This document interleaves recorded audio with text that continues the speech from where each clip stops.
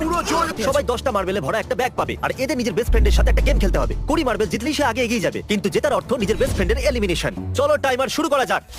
আপনারা যে কোনো গেমই খেলতে পারেন, কিন্তু এগিয়ে যাওয়ার জন্য 20টা মার্বেল চাই। অনেক জুটি মার্বেল গেমই বেঁচেছে যেটা স্কুইড গেমে খেলা হয়েছিল।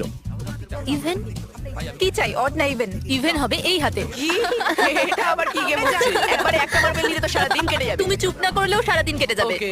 আর কিছু টিম ক্রিয়েটিভিটি দেখালো। এটা আবার কেমন খেলা? আমাদের ব্রিক্স গুলোকে এম করতে হবে। মাঝখানেটাকে হিট করলে 1 পয়েন্ট পাবে, আর পিছনের ব্রিকটাকে হিট করলে 3 পয়েন্ট পাবে।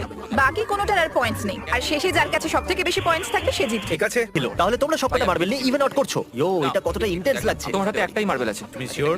হ্যাঁ। ও, এই জিতে গেল। ও মাই গড, কনগ্রাচুলেশনস, তুমি জিতে গেলে। পরের রাউন্ডে দেখা হচ্ছে। খেল থেকে বেঁচে আসার জন্য কনগ্রাচুলেশনস।